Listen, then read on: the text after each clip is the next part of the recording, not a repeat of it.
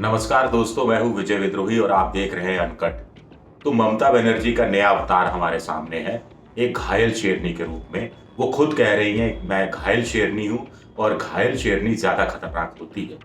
तो क्या बीजेपी और महाजोत के लिए घायल शेरनी ममता ज्यादा खतरनाक साबित होंगी, या एक घायल शेरनी का शिकार करना बीजेपी के लिए और महाजोत के लिए आसान हो जाएगा? इस पर हम चर्चा करते हैं। सबसे पहले बात करते हैं नए अवतार की। व्हील चेयर अवतार है ये ममता का। इससे पहले हमने ममता का दुर्गा अवतार देखा, चंडी अवतार देखा, उससे पहले ममता का हमने मुस्लिम अवतार देखा। तो अलग अलग अवतारों के दौर से ममता गुजरी हैं और अब व्हील चेयर के अवतार में है। व्हील चेयर में बैठी हैं, रोड शो कर रही हैं। एक बायां पैर का घुटना आगे किया हुआ है उस पर, ताकि प्लास्टर जो चढ़ा हुआ है वो आसानी से लोगों को दिख जाए। जो नीले रंग की हवाई चप्पल, सस्ती सी हवाई चप्पल 80-100 रुपए की वो पहनती थी, उसकी जगह जूता पहना हुआ है। जूता ठीक ठाक पहना हुआ है। ममता जानती है कि चुनाव में विजुअल मीडिया का क्या महत्व होता है और इस वीडियो का क्या महत्व है या फोटो का क्या महत्व है, जिसमें ममता व्हील चेयर में है, हाथ जोड़े हुए है, अपने आप को विक्टिम के रूप में प्रोजेक्ट कर रही हैं और पैर में प्लास्टर चढ़ा हुआ है। पैर का प्लास्टर बार बार याद दिला रहा है जनता को कि कैसे वो घायल हुई थी नंदीग्राम में, जो ममता के अनुसार एक साजिश के तहत बीजेपी के लोगों ने उसके साथ किया। चुनाव आयोग के अनुसार ये एक महज हादसा था, लेकिन सुरक्षा में भारी चूक थी। खैर, हम उस पर बहस में नहीं जानना चाहते, लेकिन बड़ा सवाल ये है कि क्या ममता को इस घायल शेरनी के अवतार में, व्हील चेयर के अवतार में आने से फायदा होगा? मोटे तौर पर यह कहा जा रहा है कि जानकारों का कहना है कि ममता घायल हुई हैं, इससे जो बीजेपी को वोट देने वालों की सेहत पर कोई असर नहीं पड़ता। कांग्रेस ने तो इसे एक स्टंट करार दिया है, ड्रामा करार दिया है, उसके वोटर पर भी शायद बहुत असर नहीं पड़ता, लेफ्ट के वोटर पर भी असर नहीं पड़ता, लेकिन ममता के खुद के वोट पर असर पड़ता है। वो इसलिए असर पड़ता है कि ममता का वोट और ज्यादा कंसोलिडेटेड हो सकता है और ज्यादा एग्रेसिव ढंग से वोटिंग कर सकता है, और खास तौर से महिला वोट है, महिला वोट और ज्यादा प्रभावित हो सकते हैं, क्योंकि सिर्फ एक महिला घायल नहीं है। ममता कह रही है कि मैं अकेली हूं, मेरे खिलाफ सब एक हैं, पूरा विपक्ष एक है। वो महाजोत को भी बीजेपी की बी टीम बता रही है। वो ये कह रही हैं कि इन लोगों के पास पैसा है, इन लोगों के पास साधन है, इन लोगों के पास ताकत है, ये सब के सब मुझे हराने के लिए एक हो गए हैं। मैं एक अकेली महिला, अकेली पढ़ती जा रही हूँ, अलग थलग पढ़ती जा रही हूँ, तो महिलाओं के लिए मैंने इतना कुछ किया है, तो महिलाएं मुझे वोट दें। आपको ध्यान हो, बिहार के अंदर नीतीश कुमार की नैया डूबने वाली थी, इस बार के चुनाव में कहा जा रहा था, लेकिन अंत समय में महिलाओं ने बचा लिया। तो क्या एक महिला मुख्यमंत्री को, देश की एकमात्र महिला मुख्यमंत्री हैं इस समय ममता बनर्जी, ये भी समझ लेना चाहिए, तो क्या एक महिला मुख्यमंत्री को बचाने के लिए महिलाएं बड़ी संख्या में आगे आएंगी? टीएमसी की महिलाएं जरूर सामने आएंगी। हो सकता है कांग्रेस की भी कुछ महिला वोटर सामने आए।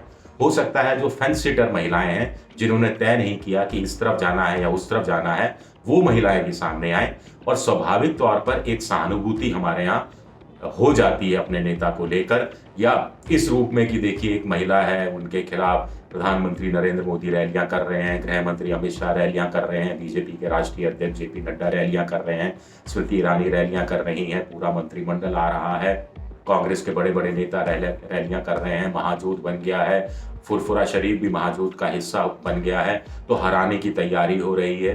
तो ये सबको लेकर महिला वोटरों को गोलबंद करने की कोशिश हो सकती है, जिससे ममता को फायदा हो सकता है। 294 सीटें हैं और सभी सीटों पर करीब करीब 49% महिलाएं हैं। पिछले कुछ समय से एक दो राज्यों में हमने ट्रेंड भी देखा है कि महिलाओं ने बढ़ चढ़कर वोटिंग में हिस्सा लिया है, और ऐसा भी नहीं है कि महिलाएं जो घर का पुरुष कहता है उसके आधार पर वोट देती हैं। नीतीश कुमार के टाइम हमने देखा था, पिछली बार उन्होंने शराबबंदी जब की थी, या उसका वादा किया था शराबबंदी का, और साथ साथ महिलाओं को साइकिलें बांटी थी और तमाम दूसरी सुविधाएं दी थी, सरकारी नौकरियों में आरक्षण का दायरा बढ़ाया था, तो बहुत सी महिलाओं ने कहा था कि उनके पति बेशक लालू को वोट दें या किसी और पार्टी को दें, बीजेपी को दें, लेकिन वो नीतीश कुमार को वोट देंगी।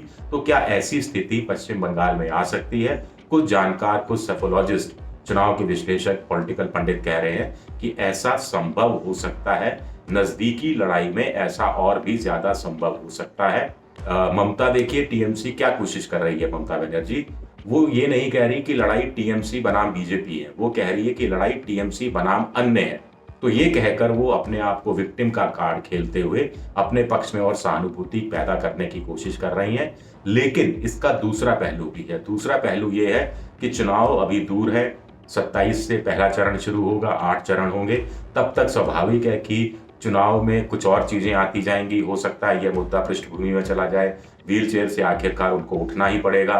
व्हील चेयर वाला विजुअल भी धीरे धीरे धूल धूसरित हो जाएगा। लोगों की मेमोरी आजकल शॉर्ट होती है। बीजेपी एक लंबी लकीर हो सकता है खींचने में कामयाब हो जाए। और दूसरी बात है कि जब लोग वोट करने जाएं तो उनको फिर याद आए कि 10 साल में ममता के शासन में जो जमीनी स्तर पर करप्शन बढ़ा है, जो कटमनी की बात है, वो उनकी जिंदगी को ज्यादा प्रभावित करता हुआ नजर आए। और इस बीच हो सकता है कि मुस्लिम बनाम जो गैर मुस्लिम है, या जो हिंदू वोटरों की गोलबंदी कुछ और हो जाए, या मुस्लिम वोटों में कुछ और सेंधमारी हो जाए। तो ये सबका नुकसान स्वाभाविक तौर पर ममता को उस हालत में उठाना पड़ सकता है। लेकिन फिलहाल आज की तारीख की बात करें तो एक घायल शेरनी मुझे लगता है कि सब पर हावी कम से कम इस रूप में तो नजर आ ही रही है।